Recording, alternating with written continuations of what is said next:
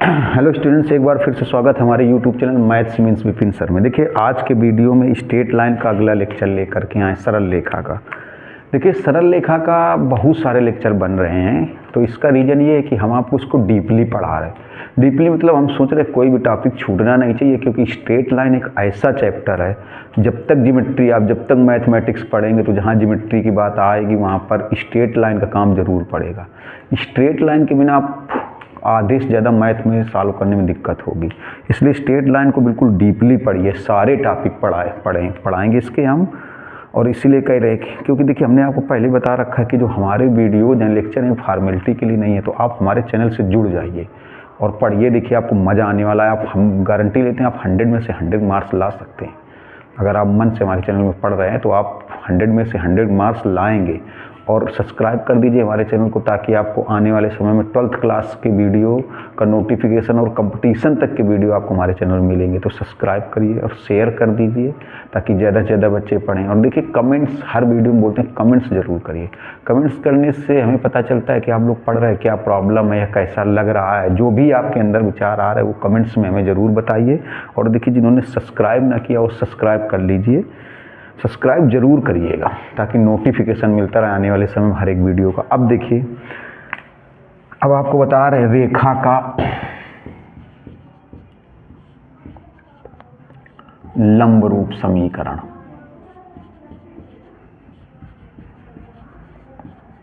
रेखा का लंब रूप समीकरण। देखिए, रेखा का जो लंब रूप समीकरण है, इसका प्रूवमेंट भी है, लेकिन प्रूवमेंट कोई ज़रूरी नहीं है। प्रूवमेंट ना बता करके डायरेक्ट आपको इसको कॉन्सेप्ट समझा देते हैं। इसका प्रूवमेंट मतलब कैसे सिद्ध किया जाता है, लेकिन ये बहुत इम्पॉर्टेंट चीज़ है। रेखा का लंब रूप समीकरण, थोड़ा सा देखिएगा रेखा का लंब रूप समीकरण, गौर से देखिएगा। जैसे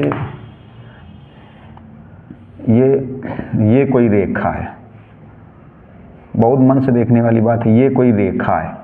अच्छा, आप देखिए पीछे अंताखंड रूप समीकरण पढ़ के आए, तो ये OA क्या होता था, एक्स अक्ष पर कटा अंताखंड। OB क्या होता था, वाई अक्ष पर कटा अंताखंड। और AB क्या होता था, दोनों अक्षों के बीच कटा अंताखंड या दोनों अक्षों के बीच कटा रेखाखंड। अब आप क्या पढ़ रहे हैं, रेखा का लंब रूप। जैसे मान लीजिए मूल बिंदु से रेखा पर डाला गया लंब, मूल बिंदु से रेखा पर डाला गया लंब OP। ऐसे मूल बिंदु मतलब ये 0,0 मूल बिंदु, थोड़ा समझिएगा। डायरेक्ट बता रहे, इसको कॉन्सेप्ट बता रहे, सिद्ध नहीं करा रहे। मूल बिंदु 0,0 से रेखा पर डाले गए लंब की लंबाई, रेखा पर डाले गए लंब की लंबाई OP है। मूल बिंदु से रेखा पर डाले, और मान लो ये P है, मान लिया जाए इसकी लंबाई कितनी है, ये P मात्रक है। OP बराबर P। मूल बिंदु से रेखा पर डाले गए लंब की लंबाई P, और ये अल्फा, ये OP क्या हो गया, लंब हो गया। तो अल्फा यहाँ पर क्या है, लंब OP है। लंब कौन है यहाँ पर, लंब का धन x अक्ष से झुकाव, धन x अक्ष से झुकाव। देखिए, लंब का धन x अक्ष से झुकाव, गौर से देखिएगा, लंब का धन x अक्ष से झुकाव। तो लंब का धन x अक्ष से झुकाव कितना है, अल्फा है। लंब का जो धन x अक्ष से झुकाव है ये अल्फा है। लंब का जो धन x अक्ष से झुकाव है ये अल्फा है। लंब OP का धन x अक्ष से झुकाव। यहाँ पर दो चीजें हैं। देखिए, ये झुकाव रेखा का है, ये रेखा का धन x अक्ष से कोण है, या रेखा का झुकाव है। और ये रेखा का झुकाव नहीं है, ये लंब का झुकाव है। ये बहुत सारी चीज़ें हैं। देखिए, बहुत गौर से जब समझेंगे तभी सारी चीज़ें ढंग से समझ में आएंगी। ये लंब का झुकाव है, दो चीज़ें हो गई।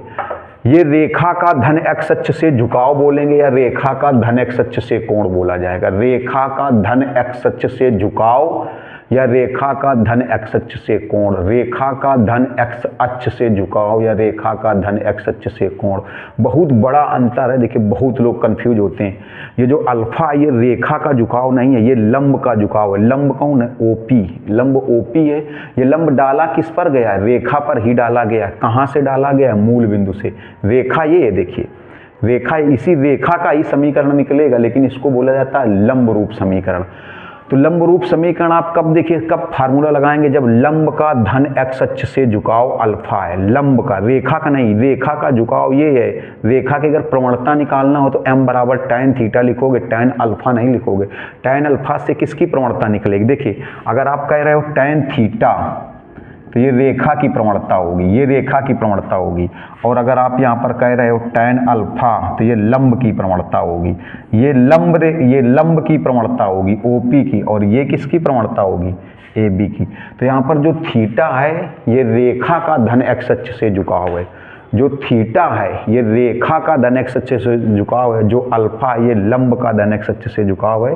तो रेखा का समीकरण क्या होता है देखिएगा, हमने बताया इसका प्रूवमेंट नहीं करा रहे, बस सीधे बता रहे। रेखा का समीकरण होता है x cos alpha plus y sin alpha बराबर p, इसी को बोलते हैं लंब रूप समीकरण। रेखा का ये है समीकरण इसी रेखा का, ये सिद्ध भी किया जा सकता है, लेकिन उसकी कोई ज़रूरत नहीं तो सिद्ध करा देते। देखिए सिद्ध करा इसलिए नहीं करा रहे, टाइम थोड़ा सा वेस्ट हो जाएगा, और कोई सिद्ध करना ज़रूरी नहीं है इसलिए। और थोड़ा सा हमने बताया लंबा टॉपिक है, काफ़ी वीडियोज़ बनेंगे, तो समय ना वेस्ट करते हुए सीधे हम बता दे रहे, सिद्ध नहीं करा रहे। तो है ये इसी रेखा का समीकरण, लेकिन इसको बोलते हैं लंब रूप समीकरण। रेखा का कौन सा रूप, जैसे आप 2-3 रूप पढ़ चुके, पिछले में पढ़ा था आपका अंताखंड रूप समीकरण, उसके और पहले आपने पढ़ा था प्रवणता अंताखंड रूप समीकरण। इसी प्रकार से ये है लंब रूप समीकरण, x cos alpha plus y sin alpha बराबर p। अगर बोला जाए p क्या है तो आप बताओगे मूल बिंदु से रेखा पर डाले गए लंब की लंबाई है p। अगर p बोला जाए p क्या है तो आप बताओगे मूल बिंदु से, p कहाँ से, मूल बिंदु से रेखा पर डाले गए लंब की लंबाई p है। और अल्फा क्या है, लंब का धन x अक्ष से झुकाव है, लंब का, रेखा का नहीं, रेखा का तो ये हुआ, ये अल्फा, ये है समीकरण रेखा का, लेकिन अल्फा यहाँ पर क्या है, लंब का धन x अक्ष से झुकाव। जो लंब है, लंब है कौन, OP, तो लंब का धन x अक्ष से झुकाव। अच्छा, एक बहुत महत्वपूर्ण चीज़, वेरी मोस्ट इंपॉर्टेंट चीज़ जो लड़के कर नहीं पाते, आपको बता दें, बहुत मोस्टली बच्चे छोड़ देते हैं। जैसे कोई रेखा आ जाए AX plus BY plus C बराबर 0, कह दिया जाए इसको को लंब रूप में बदलो। थोड़ा समझिएगा, लंब रूप में बदलो, बहुत बच्चे नहीं बदल पाते हैं, लंब रूप में बदलो। हम आपको बता दें 90% बच्चे किसी रेखा को लंब रूप में नहीं बदल पाते हैं। हमने क्या होता है कि हमारे वीडियोज आपको जुड़िए तो हमारे चैनल से, इसीलिए मैं बार बार कहते हैं सब्सक्राइब करिए, पढ़िए, आप बिल्कुल डीपली सीख जाएंगे, बहुत अच्छी चीज़ें सीखेंगे, बहुत गजब से, क्योंकि हमने पहले ही बता रखा है, हमारे वीडियो केवल फॉर्मेलिटी के लिए नहीं, आपको सिखाने के लिए। देखिए, तो लंब रूप में अगर बदलना है तो इसका कॉन्सेप्ट क्या होता है, पहले क्या करते हैं, AX plus BY equal to minus C, जो कांस्टेंट टर्म है, अचर टर्म है, इसको इस साइड ले जाते हैं। देखिएगा, सुनिएगा, समझिएगा, जो अचर पद है उसको उस साइड ले जाते हैं। हो सकता है अगर इसी पर बेस्ड एक अभी क्वेश्चन बता देंगे इसी पर, लेकिन आप अभी समझिए, क्योंकि ये ऐसी चीज़ है कि जो बच्चों को पता नहीं होती। और देखिए, अगर जब तक आप मैथ पढ़ेंगे, जब तक मैथ रहेगी तो इनकी ज़रूरत तो पड़ेगी बेटा। देखिए, आप बिल्कुल अगर नॉर्मली पढ़ते हैं तो फिर आप मैथ में डीपली अगर ज्ञान नहीं है आपको, तो आगे जाकर अगर आप मैथ पढ़ेंगे तो आपको प्रॉब्लम होगी, इसलिए समझिए थोड़ा सा। तो अगर किसी भी रेखा को लंब रूप में बदलना है, हमने इसका प्रूवमेंट ना बता के देखो डायरेक्ट बता दिया, अब आपको बता रहे अगर किसी रेखा को लंब रूप में बदलना है तो क्या करेंगे, जो कांस्टेंट टर्म है पहले उसको दाईं तरफ ले चलिए। पहला स्टेप, कांस्टेंट को कहाँ ले चलिए, दाईं तरफ, अचर पद को दाईं तरफ। देखिए पहला स्टेप क्या हुआ, अचर पद को दाहिनी ओर ले गए,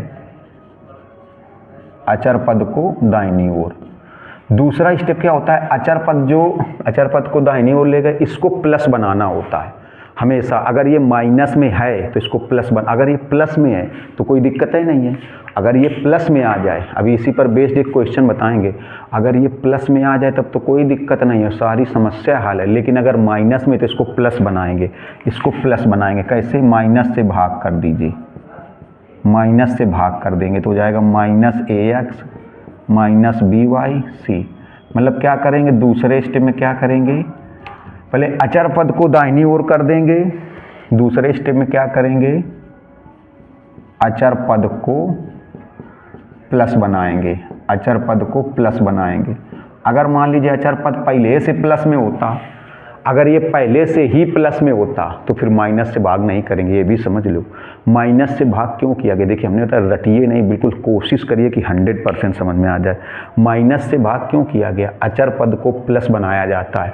अगर अचर पद पहले से ही प्लस में मिल जाता, मान लो इस तरफ ले जाने पर अचर पद प्लस में ही मिलता, तो फिर माइनस चिन्ह से भाग ना करते, ये भी समझ लो। फिर माइनस चिन्ह से भाग ना करते, माइनस चिन्ह से भाग केवल अचर पद को प्लस बना ले। फिर क्या करते हैं, ये जो है x का गुणांक और y का गुणांक, तो under root A square plus B square का भाग कर देते हैं। Under root A square plus B square का क्या कर देते हैं, भाग। तीसरा step, under root A square, इसका वर्ग करेंगे ए स्क्वायर आएगा, इसका वर्ग करेंगे बी स्क्वायर आएगा, जोड़ देंगे तो ए स्क्वायर प्लस बी स्क्वायर आएगा, जोड़ने के बाद वर्गमूल लेंगे तो under root A square plus B square, तो under root A square plus B square का भाग कर देंगे। अंडर रूट ए सब में करेंगे, देखिए ऐसे minus A upon under root A square plus B square X minus B upon under root A square plus B square C upon under root A square plus B square, ये हुआ। अब देखिए, अब इसमें वो सॉरी वाई होगी, ये जो वैल्यू है ये वैल्यू किसकी हुई, साइन एक्स कास अल्फा होता है सॉरी, तो ये कास अल्फा की वैल्यू हुई minus A upon under root A square, क्योंकि देखो क्या होता है एक्स कास अल्फा, तो ये कास अल्फा की वैल्यू। ये सारी चीज़ें हम इतना डीपली आपको बता रहे हैं, इनकी ज़रूरत पड़ती है, और जब ज़रूरत पड़ती है तो 90% बच्चे जो कभी नहीं पढ़े, तो इसीलिए कहते हैं आप जुड़िए पढ़िए। जो 90% बच्चे जो पढ़े नहीं होते उनको बहुत बड़ी प्रॉब्लम हो जाती है, इसलिए सीखिए, ज़रूरत पड़ेगी मैथ में। देखो तो एक्स कास अल्फा, ये कास अल्फा हो गया, साइन अल्फा की वैल्यू कितनी होती है, ये minus B upon under root A square plus B square, और p की वैल्यू कितनी हो गई, p की वैल्यू ये हो गई। p मतलब p को क्या बोलते हैं, अगर कोई पूछ ले p क्या होता है तो आप बताओगे मूल बिंदु से रेखा पर डाले गए लंब की लंबाई। p मतलब क्या हुआ, मूल बिंदु से रेखा पर डाले गए लंब की लंबाई। देखिए तो p की वैल्यू कितनी हो गई, c upon under root A square plus B square, ये हो गया। अगर tan अल्फा की वैल्यू निकाली जाए तो होता है b अपान ए, या इसको ऐसे भी कह सकते हैं b अपान ए, या कह सकते हैं y का गुणांक, ऐसे भी कह सकते हैं y का गुणांक बटे x का गुणांक, y का गुणांक बटे x का गुणांक। देखो b किसका गुणांक है, y का, और a किसका गुणांक है, x का। देखो b किसका गुणांक है, y का, और a किसका गुणांक है, x का। तो यहाँ से अल्फा की वैल्यू आ जाएगी, अल्फा। और अल्फा अगर आपसे कोई पूछ ले, भैया गलती न करना, 90% बच्चे गलती करते हैं, अगर आपसे कोई पूछ ले अल्फा क्या है तो अल्फा आप बताओगे रेखा का झुकाव, अगर आपने बोल दिया तो गलत, तो फिर गई वो फैलो वाटर में। गई वो फैलो वाटर मतलब समझते हो, गई भैंस पानी में। अल्फा जो है वो रेखा का झुकाव नहीं है, अल्फा जो है वो लंब का, जो रेखा का झुकाव तो ये, अल्फा किसका झुकाव हुआ, अल्फा जो है वो लंब का झुकाव हुआ, लंब का झुकाव हुआ। तो tan अल्फा क्या हो जाएगी, लंब की प्रवणता होगी, और रेखा की प्रवणता क्या होगी, देखो tan थीटा बताया था, tan अल्फा लंब का झुकाव हुआ, लंब की प्रवणता हो जाएगी। तो किसी भी रेखा को अगर आपको लंब रूप में बदलना पड़े, हमने बता दिया 90% आप पढ़िए, हो सकता है इसके पहले आप भी न बदल पाते हो, लेकिन अब आप बदल लेंगे, एक सवाल अभी बताएंगे। तो किसी भी रेखा को अगर लंब रूप में बदलने के लिए बोला जाए तो आप पहले अचर पद को दाईं ओर ले चलो, अगर वो माइनस का है तो उसको प्लस बनाओ, अगर वो प्लस में है तो कोई दिक्कत ही नहीं। अब कहते प्लस में कब होता, अगर इधर माइनस होता तो इधर प्लस का होता, तो प्लस होता तो कोई दिक्कत ही नहीं थी। अगर माइनस है तो इसको प्लस बनाओ, कैसे, माइनस से भाग कर दो सब में, तो ये माइनस का हो जाएगा, ये माइनस का प्लस का। देखो अचर पद को प्लस बना लिया। फिर क्या करते हैं, इसका वर्ग करिए, ए स्क्वायर आएगा, जो x का गुणांक है उसका वर्ग करिए, ए स्क्वायर आएगा, जो y का गुणांक है उसका वर्ग करिए, बी स्क्वायर आएगा, दोनों को जोड़ दो तो आएगा ए स्क्वायर प्लस बी स्क्वायर। वर्गमूल ले लो तो under root A square plus B square, तो under root A square plus B square से इसमें भाग, इसमें भाग, इसमें भाग। तो अब देखो ये है लंब रूप, तो कास अल्फा की वैल्यू ये हो गई x के साथ, x का गुणांक y साइन अल्फा, तो y का गुणांक साइन अल्फा, और ये p, इसी को बोलते हैं रेखा पर मूल बिंदु से डाले गए लंब की लंबाई। p को क्या बोलते हैं, रेखा पर मूल बिंदु से डाले गए लंब की लंबाई। अगर tan अल्फा निकालना हो तो b अपान ए आएगा। tan अल्फा कैसे निकालोगे, साइन अल्फा में कास अल्फा का भाग लगा दो, क्योंकि tan अल्फा बराबर क्या होता है बताइए, tan अल्फा बराबर होता है साइन अल्फा बटे कास अल्फा। tan अल्फा बराबर क्या होता है, साइन अल्फा बटे कास अल्फा। तो साइन अल्फा में अगर कास अल्फा का भाग लगाओगे तो यही आएगा। डायरेक्ट आप कह सकते हो y का गुणांक बटे x का गुणांक, y का गुणांक b और x का गुणांक a। इससे अल्फा निकल आएगा। तो अल्फा क्या होगा, लंब का झुकाव होगा, लंब का कोण या लंब का झुकाव कहाँ से होगा, धन x अक्ष से या x अक्ष कह सकते हैं। तो इसका स्क्रीनशॉट पहले ले लीजिए, बहुत अच्छी चीज़ है। इस पर बेस्ड एक क्वेश्चन है, बता देते हैं बार बार से, स्क्रीनशॉट लीजिए लेकिन जल्दी से, बहुत गजब का कॉन्सेप्ट बताया है। अब देखिए ये एक जो सवाल लिखा हुआ है बोर्ड पर, ये NCERT का है, ये NCERT का है। शायद हमने गलत लिख दिया है, नहीं हाँ गलत लिख दिया भैया। यहाँ +2 बराबर 0 है, +2 और फिर बराबर 0, ये NCERT बुक का है। अब 90% बच्चे शायद इसको सही से ना लगा पाएँ, तभी हमने कहा कि आप हमारे चैनल को सब्सक्राइब करिए, जुड़िए, पढ़िए। तो आप इंटर तक की मैथ पढ़िए, आपको मज़ा आ जाएगा, आप सारे कॉन्सेप्ट बिल्कुल क्लियर हो जाएंगे। क्योंकि हमारे वीडियो में आपको NCERT के क्वेश्चन, NCERT एग्जाम्पलर और अन्य बुकों के जो अच्छे क्वेश्चन है वो सारे मिलेंगे आपको, अन्य बुकों से अच्छे क्वेश्चन मिलेंगे। देखिए तो कहा गया इसको लंब रूप में बदलो और रेखा पर मूल बिंदु से डाले गए लंब की लंबाई भी ज्ञात करो। रेखा पर मूल बिंदु से डाले गए लंब की लंबाई मतलब P का मान बताना, अभी बताया नहीं। तो P क्या होता है, रेखा पर मूल बिंदु से डाले गए लंब की लंबाई होता है P। रेखा पर मूल बिंदु से डाले गए लंब की लंबाई होता है P। तो देखिए जरा कैसे बदलोगे, जैसे अभी आप देख सकते हो हमने क्या बताया था, देखना इधर, √3x + y + 2 बराबर 0। हमने कहा था पहले अचर पद को दाहिनी ओर ले चलो, देखो √3 अचर पद को दाहिनी ओर ले गए, -2 हुआ। अचर पद को जैसे अभी लिखा था, अभी इधर कॉन्सेप्ट बता रहे थे कि नहीं बता रहे थे, उसी कॉन्सेप्ट से लगाना है कि अचर पद को पहले दाहिनी ओर ले चलो, ले गए। इसके बाद बताया गया कि अगर वो माइनस का है तो उसे प्लस बना लो, अगर वो माइनस में है तो उसे प्लस बना लो। अगर अचर पद को पहले दाहिनी ओर ले चलो, अगर माइनस में है तो प्लस बना लो। अगर ये देखो तो ये माइनस में है तो क्या करो, माइनस से भाग कर दो, माइनस से भाग, जैसे माइनस से भाग करने पर जैसे अभी बताया था, देखिए तो माइनस से भाग करेंगे तो हो जाएगा -√3x, इसमें करेंगे तो -y, इसमें करेंगे तो प्लस हो जाएगा। फिर क्या बताया था, अभी देखो फिर ऐसे बताया था √a² + b² से भाग, ऐसे भाग करने पर ये बताया था, √a² + b² से भाग करने पर। देखो पहले क्या बताया था कि अचर पद को दाहिनी ओर ले चलो, ले गए। NCERT बुक का ही अच्छा क्वेश्चन है, देखिएगा।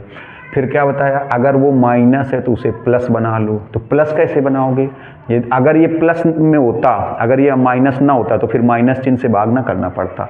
अचर पद अगर माइनस में हो तो उसे प्लस बनाना होता है। क्यों, क्योंकि जो मूल इधर की साइड में मिलेगा मूल बिंदु से डाले गए लंब की लंबाई, और लंब की लंबाई कभी ऋणात्मक नहीं होती, इसलिए इसको प्लस बनाया जाता है। क्योंकि इधर वाली जो वैल्यू होती है वो P बनती जा करके P, और P क्या होता है, मूल बिंदु से रेखा पर डाले गए लंब की लंबाई, और लंब की लंबाई धनात्मक होती है, इसलिए प्लस बनाया जाता है। तो इसको प्लस बना लिया। फिर क्या करते हैं, √a² + b² से भाग। तो देखिएगा जरा,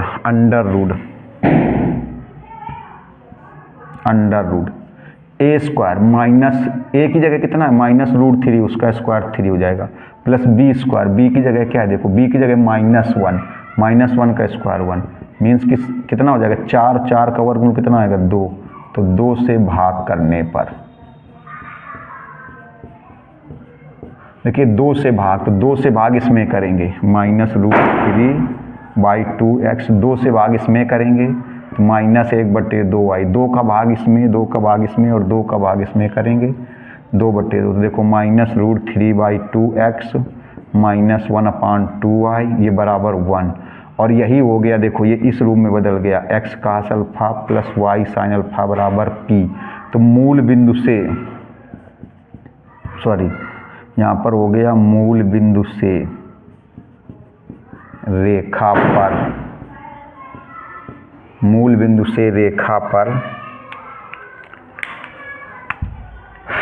डाले गए लंब की लंबाई, डाले गए लंब की लंबाई, देखिएगा लिखते कैसे हैं, लंब की लंबाई P बराबर, आप देखिए 1 है तो P बराबर लिखोगे 1 मात्रक या 1 इकाई, ऐसे लिखा जाएगा 1 मात्रक, ये आंसर हुआ।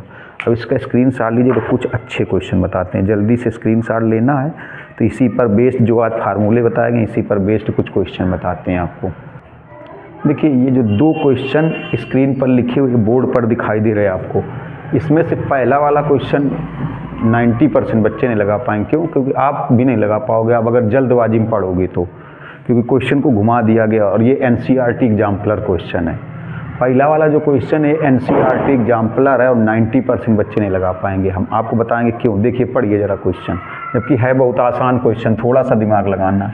ये NCERT एग्जाम्पलर है, NCERT एग्जाम्पलर अच्छे क्वेश्चन होते हैं। हमने आपको बताया हमारे लेक्चर में आपको वीडियोज में NCERT एग्जाम्पलर मिलेंगे, NCERT मिलेंगे, अन्य बुक्स के अच्छे क्वेश्चन मिलेंगे, क्योंकि आपको सिखाना है।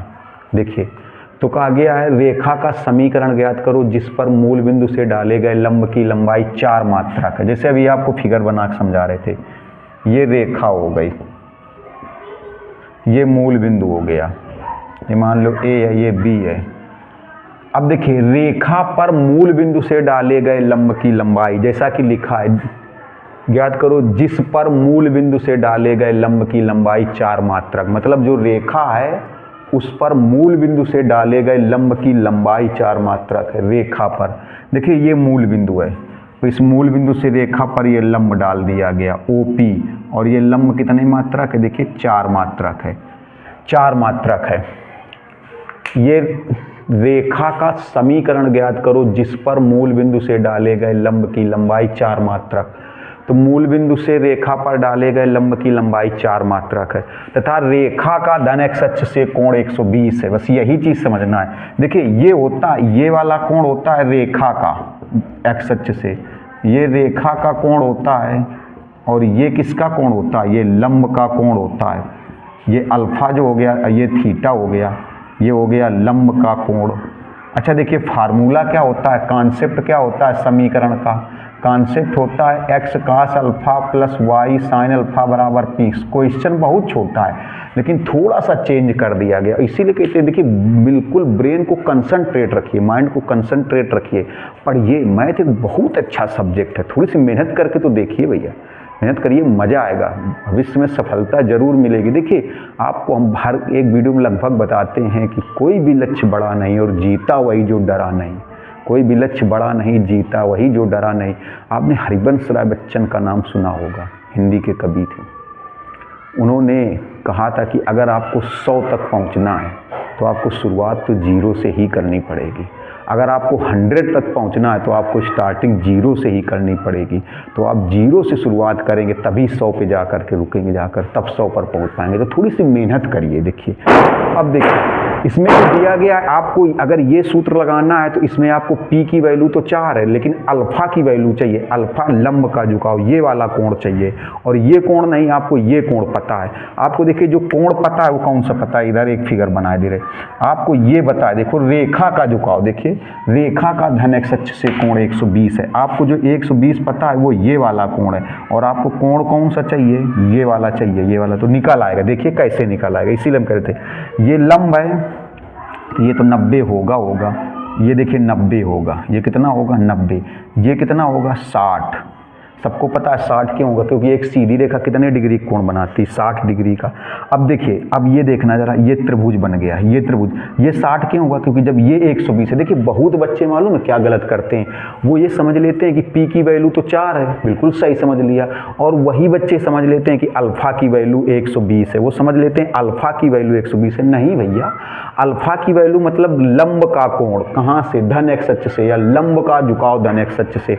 वो तो रेखा का झुकाव है ना, वो अल्फा नहीं है, वो रेखा का झुकाव है, लंब का झुकाव नहीं है, वो रेखा का ये वाला कोण है। तो देखिए तो ये 90 होगा, क्यों? क्योंकि ये डाला गया लंब होता है, मूल बिंदु से रेखा पर डाला गया लंब, लंब मतलब 90 डिग्री हो गया, 90 डिग्री हो गया। और ये 120 डिग्री है, ये कितना है बताओ? 120 डिग्री है, ये 120 है, तो ये कितना बचेगा 60, क्योंकि एक सीधी रेखा कितने डिग्री कोण बनाती है? 180। अब इस त्रिभुज को देखिए, इस त्रिभुज को देखिए जरा, तो 90 और 60 कितना हो जाएगा? 150 हो जाएगा। 90 और 60 150, तो ये कितना बचेगा? 30। तो कुल मिलाकर के अल्फा की वैल्यू 30 आ गई। देखिए अल्फा की वैल्यू 30 आ गई, अल्फा की वैल्यू, बस यही चीज़ समझना था। तो यहाँ पर अल्फ़ा की वैल्यू 30 है और पी की वैल्यू कितनी है, 4 है। मूल बिंदु से रेखा पर डाले गए लंब की लंबाई 4 है। मूल बिंदु से रेखा पर डाले गए लंब की लंबाई 4 है। तो देखिए जरा कितना हो जाएगा, x cos alpha 30 plus y sine alpha 30, p बराबर 4। cos 30 का मान √3/2, साइन 30 का मान 1/2 बराबर 4। 2 एलसीएम कर लेंगे तो आ जाएगा √3x प्लस y, ये आएगा √3x प्लस y बराबर 2 चौके 8, 2 चौके 8, ये हुआ जा करके। अब जैसे दूसरा नंबर क्वेश्चन लिखा है, दूसरे में से सीधे वैल्यू दी गई है। ये पहला पार्ट, इसी में सीधे p की जगह 5, अल्फ़ा की जगह 60। दूसरे पार्ट में p की जगह 4, अल्फ़ा की जगह 150। उसका आंसर भी लिख दिया दूसरे का। तीसरा वाला हम आपको बताए दे रहे, देखिए तीसरा वाला हम आपको बताए दे रहे। तो तीसरा वाला थोड़ा सा समझिएगा। देखिए तीसरा पार्ट देखिएगा, सूत्र क्या होता है, x cos alpha plus y sine alpha बराबर p। देखिए तो अल्फ़ा की value 300 plus y sine alpha की वैल्यू 300, p की वैल्यू 8।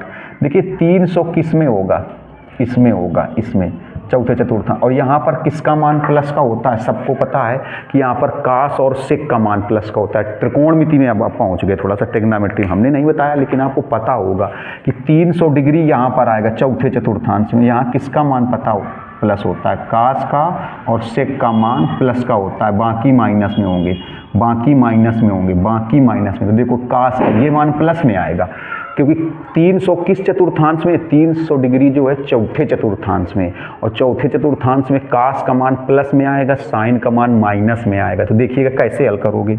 x जो ये 300 लिखा है इसको लिख दो 360 माइनस 60, 360 माइनस 60। देखिए हल करके समझा रहे, गौर से देखिएगा। प्लस y साइन, इस 300 को भी लिख दिया जाए 360 माइनस 60 बराबर 8। अब देखिए तो ये प्लस में आएगा क्योंकि चौथे चतुर्थांश में कास प्लस का आता है, चौथे चतुर्थांश में कास प्लस का, तो ये प्लस में आएगा कास 60, ये प्लस में आएगा कास 60। और ये माइनस में आएगा क्योंकि साइन चौथे चतुर्थांश में कास और सेक प्लस में आता है, ये माइनस में आएगा। चौथे चतुर्थांश में क्यों, क्योंकि कितने डिग्री, 300 डिग्री किस चतुर्थांश में, चौथे में। और चौथे में किसका मान प्लस में आएगा, कास का। तो देखो प्लस में आ गया, इसका माइनस में आएगा, इसीलिए यहाँ पर माइनस में आ गया। ये आएगा साइन 60 बराबर 8। ये देखिए माइनस में आया इसीलिए माइनस। अब कास 60 का मान हो गया 1/2, साइन 60 का मान √3/2 बराबर 8। अब 2 एलसीएम लेके हल कर देंगे तो आएगा x माइनस √3y बराबर 16, ये आंसर आएगा। तो इनका स्क्रीनशॉट लीजिए तो और अच्छे क्वेश्चन बताते हैं। लीजिए जल्दी से स्क्रीनशॉट। देखिए अब आपको मज़ा आ रहा होगा पढ़ने में, इसीलिए कहते कमेंट्स ज़रूर करिए। अब देखिए इसमें जो ये 2 क्वेश्चन लिखे हुए हैं, ये जो 2 प्रश्न लिखे हुए हैं, इसमें से पहला वाला जो प्रश्न है, ये एनसीईआरटी का है। पहला वाला जो प्रश्न है ये एनसीईआरटी एग्जाम्पलर है और ये एनसीईआरटी का, दोनों सेम है। पहला वाला जो क्वेश्चन है ये एनसीईआरटी एग्जाम्पलर है। हमने आपको बताया ना हमारे वीडियो में एनसीईआरटी एग्जाम्पलर, एनसीईआरटी के और अन्य बुकों के अच्छे क्वेश्चन मिलेंगे, अन्य बुकों से इम्पॉर्टेंट क्वेश्चन मिलेंगे, ऐसे नहीं। तो थोड़ा सा देखिएगा। तो ये एनसीईआरटी एग्जाम्पलर है, ये एनसीईआरटी का। तो ये दूसरा वाला हम बता रहे हैं, पहले का आंसर लिखा है, आप सॉल्व कर लेंगे सीधे। देखिए दोनों एक ही जैसे हैं, थोड़ा सा देखिएगा। ये थोड़ा सा टफ हो जाएगा क्योंकि इसमें 15 डिग्री है, 15 डिग्री।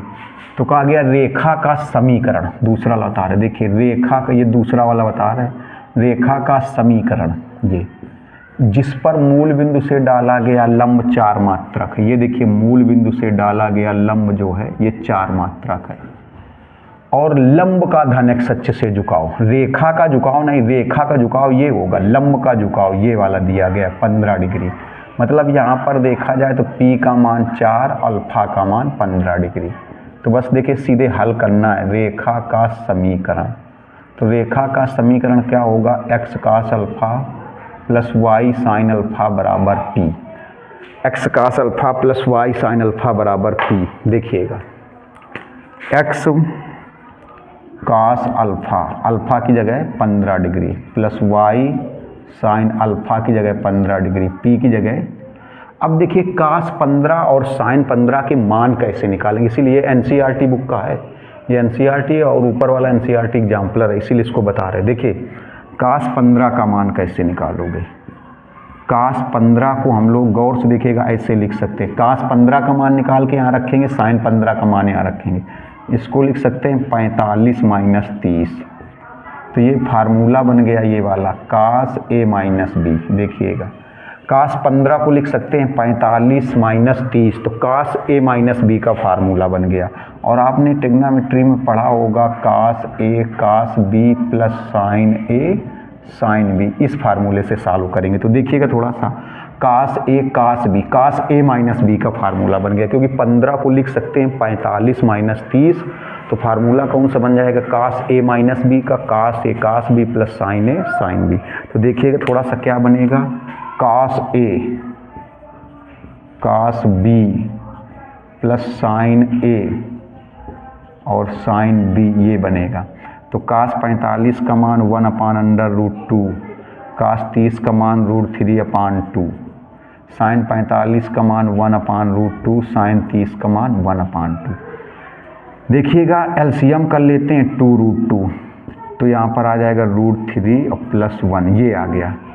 अब sin 15 का निकाला जाए। देखिए तो sin 15 को भी ऐसे ब्रेक करेंगे। देखिएगा sin 15 को हम लोग लिखेंगे sin 45 माइनस 30, इसमें भी फार्मूला बनेगा sin a माइनस बी का। तो sin a माइनस बी का फार्मूला क्या होगा, देखिए ये होगा sin a cos b minus cos a sin b, ये होगा sin a cos b minus cos a sin b, ये होगा जा करके। देखिएगा ज़रा गौर से, तो इसमें हो जाएगा sin a मतलब 45 cos b cos 30 minus cos a 45 sin b sin 30। देखिए ये हो जाएगा 1/√2, ये हो जाएगा √3/2, √3/2 गौर से देखिएगा, माइनस ये हो जाएगा 1/√2 और ये हो जाएगा 1/2। तो इसमें देखिएगा इसमें भी 2√2 एलसीएम कर लेंगे तो हो जाएगा √3 माइनस 1। अब ये sin 15 की वैल्यू, ये cos 15 की वैल्यू यहाँ रखी जाए। देखिए तो समीकरण कितना आएगा, गौर से देखिएगा, समीकरण हो जाएगा x और cos 15 की जगह ये लिखेंगे कितना, √3 प्लस 1/2√2 प्लस y। देखिएगा जरा प्लस y और sin 15 की वैल्यू रख देंगे, ये y और sin 15 की वैल्यू, ये 1 मिनट देख लें बोर्ड में आ रहा है कि नहीं आ रहा है, जो कट रहा हो तो ना दिख रहा हो, आ रहा है, देखिए आ रहा है। तो हो जाएगा sin 15 की वैल्यू ये √3 माइनस 1/2√2 और बराबर 4। अब देखिएगा 2√2 इनका एलसीएम कर लें, 2√2 एलसीएम कर लेंगे तो x in bracket √3 plus 1 plus y √3 minus 1, इसका इधर गुणा करा देंगे तो x √3 plus 1 plus y √3 minus 1 और इसका इसमें गुणा कर देंगे तो 8/√2। ये हुआ जा करके रेखा का समीकरण। ये एनसीईआरटी का अच्छा क्वेश्चन था, स्क्रीनशॉट लीजिए और ऊपर वाला आपको सॉल्व करना है तो और अच्छे क्वेश्चन बताते हैं। लीजिए जल्दी से स्क्रीनशॉट इसका, तो और कुछ क्वेश्चन बताते हैं इसी पर बेस्ड। ये देखिए बहुत ही अच्छा क्वेश्चन है, बहुत ज़बरदस्त क्वेश्चन है, ढंग से देखिएगा। इसके बाद 2-3 क्वेश्चन और बर वीडियो को समाप्त कर देंगे, लेकिन इसके बाद जो क्वेश्चन बताएंगे वो और ही ज़बरदस्त हैं। इसके बाद एक क्वेश्चन बताएंगे और उसी के जैसे 2 क्वेश्चन नोट कर देंगे, उसी के जैसे 2 क्वेश्चन नोट कर देंगे, बहुत गजब का क्वेश्चन बताएंगे, गौर से देखिएगा। इसके बाद ये टॉपिक समाप्त हो जाएगा। नेक्स्ट वीडियो में स्ट्रेट लाइन का नेक्स्ट टॉपिक मिलेगा। कहा गया है रेखा का समीकरण ज्ञात करो जो मूल बिंदु से 2 मात्रक की दूरी पर है। रेखा का समीकरण, ये देखिए रेखा मूल बिंदु से 2 मात्रक की दूरी पर है, मतलब मूल बिंदु से रेखा पर डाले गए लंब की लंबाई 2 है। देखिए घुमा करके सवाल लिखा गया, थोड़ी सी लैंग्वेज चेंज करके लिखा गया है। रेखा का समीकरण जो मूल बिंदु से 2 मात्रक की दूरी पर है, जो मूल बिंदु से 2 मात्रक की दूरी पर है, मतलब मूल बिंदु से रेखा पर डाले गए लंब की लंबाई 2 है, तथा मूल बिंदु से रेखा पर डाले गए लंब का झुकाव अल्फा है। मूल बिंदु से रेखा पर डाले गए लंब का झुकाव ये अल्फा है। और साइन, जहाँ साइन अल्फा बराबर 1/3, देखिए तो हम लोग समीकरण कौन सा लगाएंगे, x cos alpha plus y sine alpha बराबर p। देखिए तो साइन अल्फा का मान 1/3, p का मान 2, cos अल्फा का मान नहीं पता। ऐसे सवाल मिल सकते हैं, किसी में हो सकता है tan अल्फा का दिया जाए। तो यहाँ पर देखिए साइन अल्फा भी पता है और p भी पता है, लेकिन cos अल्फा नहीं पता है, तो हमें पहले cos अल्फा निकालना पड़ेगा। जैसे हम लोग 9th क्लास में ट्रिग्नोमेट्री नहीं पढ़ते थे, उसी तरीके से cos अल्फा का मान निकाल सकते हैं। 9th क्लास में जो ट्रिग्नोमेट्री पढ़ते थे, तो हमें cos अल्फा का मान निकालना पड़ेगा। हो सकता है यहाँ पर tan अल्फा दिया जाता, अगर यहाँ tan अल्फा दिया जाता तो फिर हमें दोनों मान निकालने पड़ते, साइन अल्फा का भी निकालना पड़ता, cos अल्फा का भी निकालना पड़ता। कैसे निकालते, जैसे 9th क्लास की हम लोग ट्रिग्नोमेट्री पढ़ते रहे। देखिए कैसे निकालेंगे, चलो इधर बताते हैं। देखिए साइन अल्फा बराबर 1/3 है, तो ऐसे देखो, इसको हम लोग ले लें अल्फा, ये क्या हो जाएगा, साइन बराबर क्या होता है, लंब और बटे कर्ण। देखिए लंब कितना हो गया 1 और कर्ण कितना हो गया 3, तो आधार मालूम कितना आएगा, ये √2 आएगा।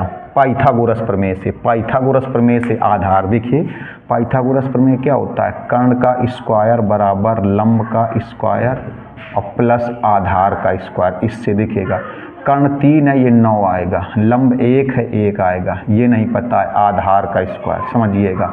ये इधर आएगा तो 8 हो जाएगा, आधार का स्क्वायर। तो देखिए स्क्वायर हटाएंगे तो √8 हो जाएगा आधार, तो √8 का मतलब हो जाएगा 2√2, ये आधार हो गया। देखिए ये आधार हो गया, ये आधार। हो सकता है साइन अल्फा न दे करके cos अल्फा दिया होता। अगर देखिए अगर साइन अल्फा दिया है तो केवल cos अल्फा का ही मान निकालना पड़ेगा, लेकिन अगर यहाँ पर tan अल्फा दिया होता तो हमें दोनों मान निकालने पड़ते। दोनों मतलब समझते हो, साइन अल्फा का भी निकालना पड़ता और cos अल्फा का भी निकालना पड़ता। अब देखिए यहाँ से हम लोग cos अल्फा का मान निकाल लेंगे, तो cos अल्फा और आधार बटे कर्ण, मतलब 2√2/3। तो यहाँ पर वैल्यू रखेंगे, देखो x cos अल्फा की जगह वैल्यू रखेंगे 2√2/3 प्लस y साइन अल्फा की जगह वैल्यू रखेंगे 1/3 और p की जगह कितना लिखेंगे 2।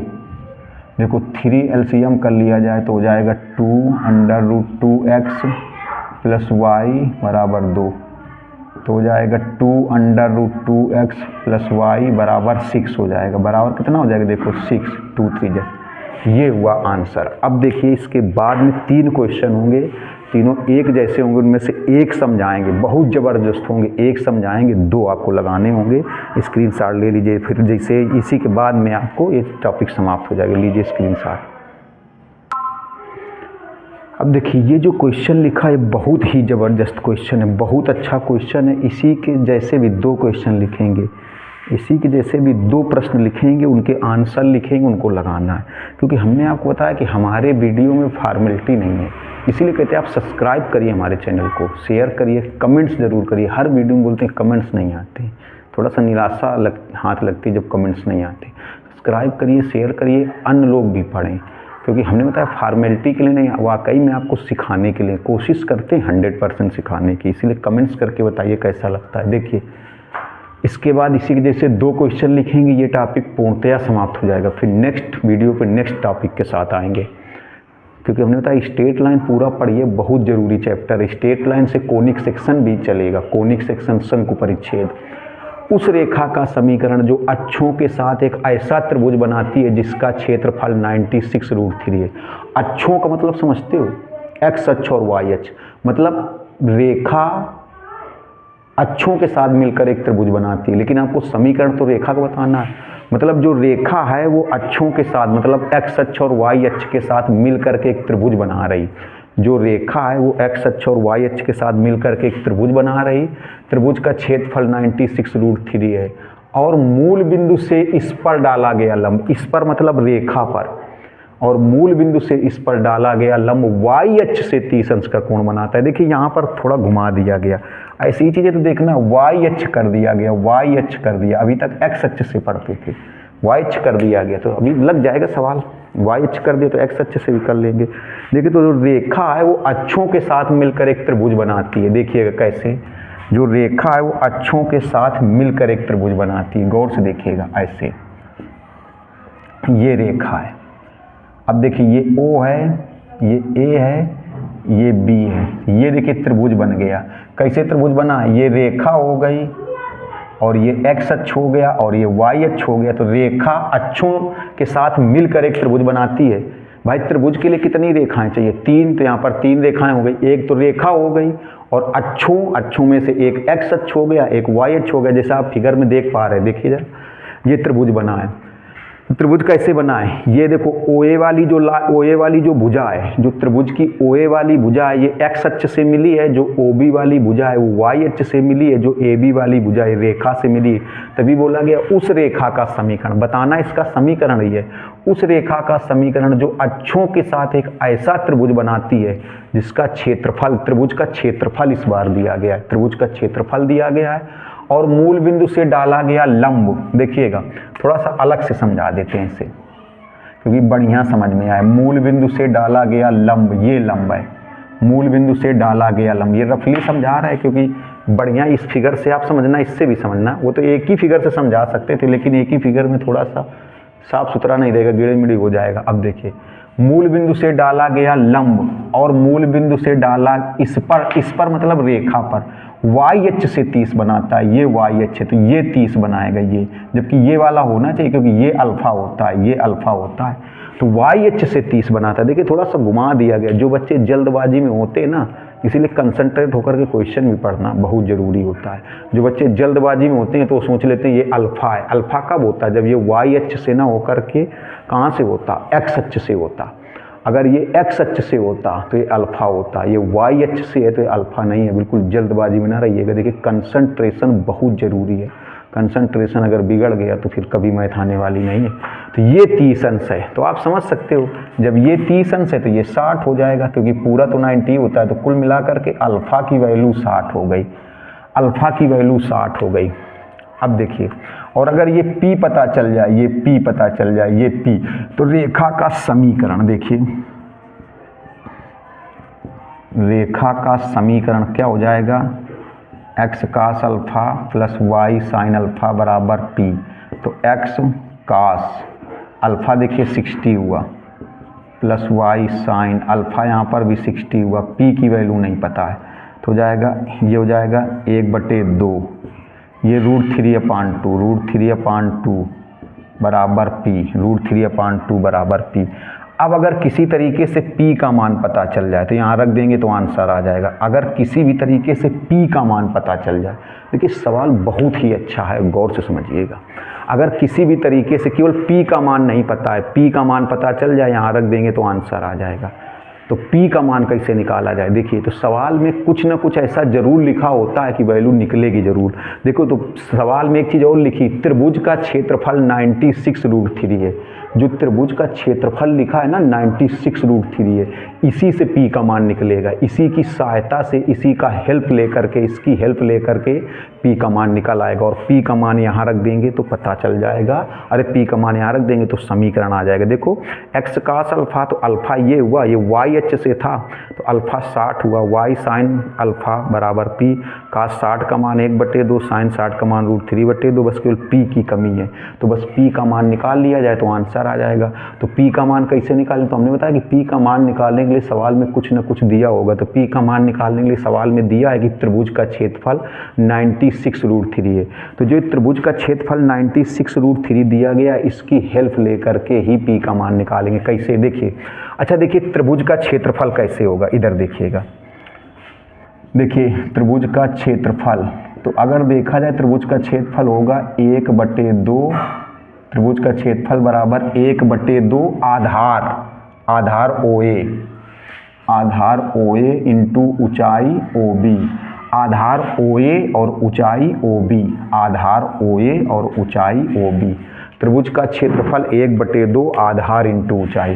तो देखिए त्रिभुज का क्षेत्रफल पता है 96√3, 1/2।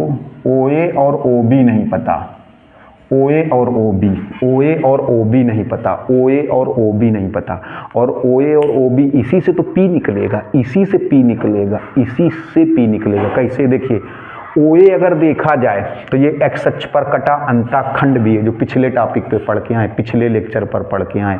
इसी से देखना, इसी से P निकलेगा, और इससे जो P निकलेगा वो P यहाँ पर रखा जाएगा। तो इससे P निकलेगा कैसे देखिएगा। तो पहले OA पता करो और OB पता करो। यहाँ पर जब रखोगे OA और OB तो P निकल आएगा।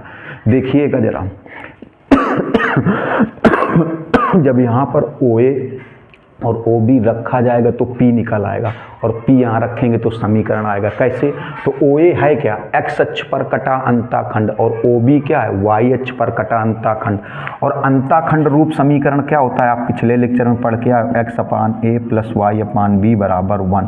तो ये जो a होता है, देखो अंताखंड रूप में रेखा कब होगी? हमने आपको 1001 बार समझाया था कि अंताखंड रूप में रेखा कब होगी? जब x का गुणांक 1 होगा, y का गुणांक 1 होगा, प्लस में भी 1 होगा। तो इसी रेखा को अंताखंड रूप में बदल लीजिए, इसी रेखा को अंताखंड रूप में। अगर इसी रेखा को अंताखंड रूप में बदल लें तो जो x अक्ष पर कटा अंताखंड आएगा वो OA हो जाएगा, और जो y अक्ष पर कटा अंताखंड आएगा वो OB हो जाएगा। चलिए मान लीजिए अगर आपसे किसी ने पूछ लिया कि इसको अंताखंड रूप में क्यों बदल लें, तो आप बताओगे जब अंताखंड रूप में बदल जाएगा तो OA x अक्ष पर कटा अंताखंड OA पता चल जाएगा, और y अक्ष पर कटा अंताखंड OB पता चल जाएगा। और जब OA और OB पता चलेगा तभी P निकलेगा, और जब P निकलेगा तो यहाँ पर P रखा जाएगा, यहाँ पर मान। तो इसी से देखना, तो पहले इसको अंताखंड रूप में बदलो। अंताखंड रूप ये, अगर फिर से सुन लो, अगर किसी ने आपसे पूछ लिया अंताखंड रूप में क्यों बदलें, तो आप बताओगे जब अंताखंड रूप में इसको बदलेंगे तो OA पता चलेगा। OA मतलब x अक्ष पर कटा अंताखंड, और OB निकलेगा, OB मतलब y अक्ष पर कटा अंताखंड। और जब OA और OB निकलेंगे तभी P निकलेगा, जब OA और OB निकलेंगे तभी P निकलेगा, और P यहाँ रखा जाए। तो कैसे बदलेंगे देखो, तो x का गुणांक 1 पहले से है, इस देखो पहले यहाँ 1 बना लो, तो पहले P का भाग करो, P का भाग यहाँ 1 होता है ना, तो P का भाग करोगे तो x/2p √3y/2p = 1। अब ये क्या अंताखंड रूप में है? नहीं है। ये क्या अंताखंड रूप में है? नहीं है। ये क्या अंताखंड रूप में है? नहीं है। क्यों? x का गुणांक 1 बराबर में भी 1, y का गुणांक 1, यहाँ √3 है, तो इसको ऐसे लिखिए, देखिए x/2p, इसको ऐसे लिखिए 2p/√3 बराबर 1। अब अंताखंड रूप में है 2p, क्योंकि ये √3 जाएगा तो इधर ही। अगर आपसे पूछ लिया जाए कि ये √3 अपान में क्यों लिखा गया, तो आप बताओगे अंताखंड रूप में बदलने के लिए। अंताखंड रूप में x का गुणांक 1, y का गुणांक 1 और बराबर में भी 1। तो देखिए 2p/√3। अब अगर कोई पूछ ले कि अंताखंड रूप में क्यों बदला गया, तो आप बताओगे यहाँ पर OA और OB की वैल्यू रखने के लिए, क्योंकि OA है x अक्ष पर कटा अंताखंड, OB क्या है? y अक्ष पर कटा अंताखंड। अगर कोई पूछ ले कि यहाँ पर वैल्यू रखना क्यों जरूरी है, तो आप बताओगे P का मान निकालने के लिए। अगर कोई पूछ ले P का मान निकालना क्यों जरूरी, तो आप बताओगे जब P का मान यहाँ रखेंगे तभी समीकरण आएगा। देखिएगा जरा गौर से, अब देखिएगा तो 96√3 बराबर 1/2 OA मतलब x अक्ष पर कटा अंताखंड, x अक्ष पर कटा अंताखंड, ये देखिए 2p, x अक्ष पर कटा अंताखंड 2p, OB y अक्ष पर कटा अंताखंड 2p/√3। देखिए 2 से 2 कैंसिल, √3 के इधर गुणा, तो 96 √3 3 हो जाएगा, और ये हुआ 2p²। 2 से इसको काट देंगे, 48 तिरका 144, तो p² बराबर, तो p बराबर 12। देखिए प्लस माइनस 12 मत लेना, माइनस इसलिए नहीं लेंगे क्योंकि लंब की लंबाई ऋणात्मक नहीं होती है। p क्या है? लंब की लंबाई, और लंब की लंबाई कभी भी ऋणात्मक नहीं होती है। लंब की लंबाई कभी भी ऋणात्मक नहीं होती, इसलिए प्लस माइनस न लेके केवल प्लस ही लेना। अब देखिए, अब देखो P का मान इसी से निकला कि नहीं निकला, और ये P का मान बस 12 यहाँ रख दो, आंसर हो गया। P का मान बस 12 यहाँ रख दिया जाए, आंसर हो गया। तो हम उम्मीद करते हैं कि आपको 100% समझ में आया होगा। इसका स्क्रीनशॉट ले लीजिए, तो 2 सवाल इसी के जैसे अभी दिख रहे हैं, उनको आपको लगाना है। लीजिए जल्दी से स्क्रीनशॉट।